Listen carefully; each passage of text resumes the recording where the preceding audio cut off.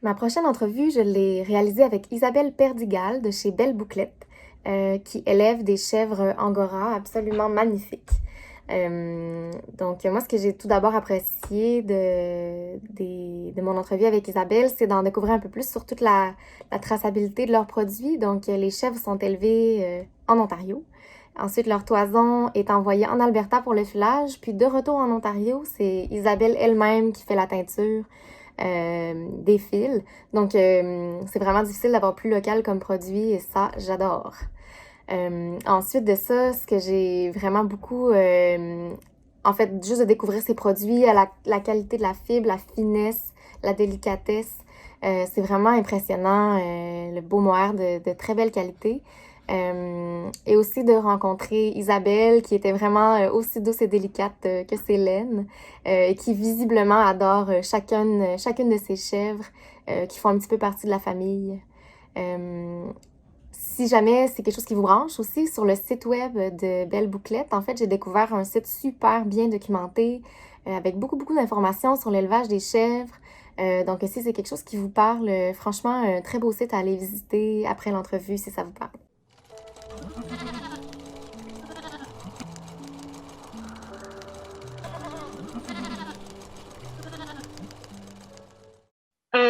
Bonjour, donc je m'appelle Isabelle Perdigal et avec mon mari Jacques Morin, nous avons la ferme Les Belles Bouclettes. C'est une ferme familiale où nous élevons des chèvres angora. Nous en avons une soixantaine et cette année on a eu 20 petits bébés, fait qu'on est bien contents. Et puis, donc c'est ça, donc on fait le processus complet, donc on tourne les chèvres et ensuite on envoie le mohair se faire filer en Alberta. Puis quand ça revient en roving ou en fil à tricoter, je le mets en écheveau, puis je teins la laine à la ferme. Et donc c'est ça. Puis le festival Twist, j'y suis allée, c'était ma 4e année cette année. Je suis allée au début 2014, 2015. Après, bon, j'ai pris un petit break, puis on a repris l'an dernier. Et puis voilà. Puis cette année, c'est spécial. Alors, ma source d'inspiration principale, ben, c'est la ferme, c'est les animaux, c'est l'environnement dans lequel on a la chance de vivre. Ça fait que je regarde autour, puis ça me donne des idées. Puis les couleurs sont belles, les animaux inspirent, c'est la ferme. Alors, ma journée type, ben, je suis vraiment matinale. Puis, ben, on est sur une ferme, donc on s'occupe des animaux en premier.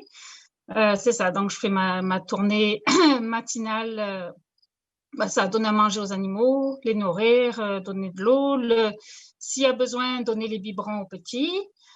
Et puis ça se fait plusieurs fois dans la journée à l'occasion.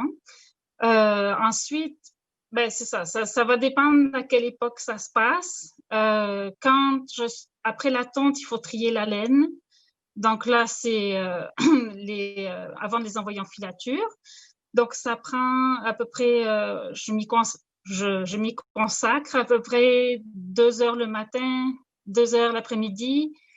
C'est long. C'est le travail le moins drôle à faire. Sur ce que j'ai à faire, c'est vraiment trier les boucles avant de les envoyer en filature. Et ben c'est ça. Et ensuite, quand la filature a renvoyé, ben, elle renvoie des cônes. Donc, on le fil à tricoter, ça fait qu'il faut mettre en écheveau, faut teindre. Alors, c'est ça, j'essaie d'être organisée pour faire le plus possible pour pouvoir avancer, sinon je ferai tout et rien, ça avance pas trop. Et puis ben, les animaux prennent le midi, le soir, faut être présent. Ok, donc on fait donc dans le fil à tricoter, ben on a plusieurs catégories de produits. Donc on a les boucles de mohair que on peut vendre donc brut ou lavé ou teinte. Puis à ce moment-là, des gens peuvent s'en servir ben, dans leurs différents projets. Ou on a des roving, donc là plus pour les fileurs. Et ensuite, on a le fil à tricoter. Donc, il n'y a pas beaucoup de filatures qui travaillent le mohair. Et on est très content d'avoir trouvé cette filature d'Alberta qui permet c'est ça, d'avoir un mohair de très belle qualité. Puis, on mélange toujours notre mohair avec de la laine de mouton qui vient de l'Alberta aussi. Donc, c'est un produit canadien. On recherche à faire un fil très fin, délicat, de belle qualité. Et malheureusement, il n'y a aucune filature canadienne qui produit le mohair qu'on trouve en magasin, le mohair fluffy. Les machineries ne sont pas là. Ça fait qu'on a un mohair plus lisse et puis moins fluffy.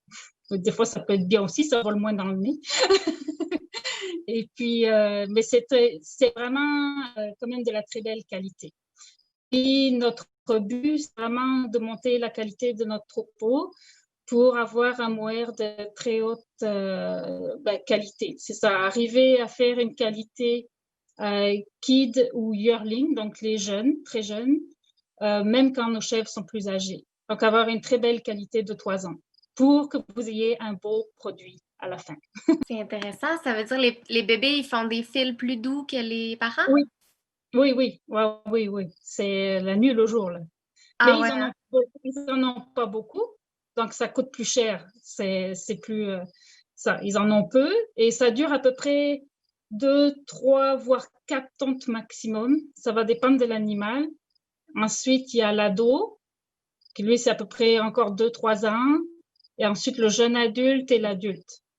Mais le kid et le jeune, l'ado, là, sont vraiment les plus beaux, là. Ce que on est le plus fier, donc, c'est d'avoir réussi à faire fonctionner notre ferme de chèvres Angora, d'avoir le mohair, parce que c'est un animal qui est en voie de disparition au Canada. Donc, nous sommes très peu d'éleveurs de chèvres Angora. De chèvres enregistrées, on en a quelques-uns qui sont enregistrés, puis nous sommes moins de 20 éleveurs au Canada complet. Donc, c'est un animal rare. Et puis, c'est des bonnes petites chèvres bien drôles qui sautent pas la clôture, qui font des belles toisons. Et puis, non, c'est vraiment un animal dont on est tombé amoureux. Donc, on est bien content d'avoir nos petites chèvres. Voilà. Pour la teinture, j'ai commencé à teindre en faisant partie d'une guilde de tisseurs et de fileurs. Il y avait un cours de teinture, puis j'ai plongé dedans, c'est le cas de le dire. Enfin, non, vraiment, j'ai beaucoup aimé. Puis ensuite, ça m'a passionnée de voir toutes les couleurs qui sortaient des laines et tout ça. J'ai trouvé ça superbe. Puis j'ai la production, ça fait que j'ai pu faire des essais, voir qu'est-ce qui me plaisait. Puis j'ai commencé à teindre en variegated, les variations. Je faisais plus des solides, semi-solides en teinture, puis là maintenant je commence à varier un petit peu. C'est ça, il faut jouer avec les couleurs, mais non, j'aime beaucoup ça, vraiment. Ma photo préférée, c'est celle des plumes d'oiseaux, parce que je trouve ça beau, j'aime les oiseaux, puis de voir, ça représente la légèreté, le duvet, la douceur. Donc, ça me faisait penser à mes petites biquettes. Et puis, donc, c'est ça, j'aimerais, si je devais faire quelque chose avec, j'essaierais peut-être de teindre dans des couleurs, peut-être de plumes d'oiseaux. Je trouvais ça pas mal inspirant. Voilà. Alors, mon rêve serait, je trouverais ça fantastique de faire un genre de coopérative de mohair canadienne. Ils ont ça en France, mohair de France, et je trouverais ça merveilleux d'avoir ça mohair canadien en se regroupant à plusieurs éleveurs, puis ça permettrait donc de faire mieux connaître ces petites chèvres, de revaloriser le mohair, parce qu'on peut en élever ici, on a l'hébergement pour ça, puis il y a aussi des filatures, donc on peut faire quelque chose, puis ça ferait un produit 100% canadien.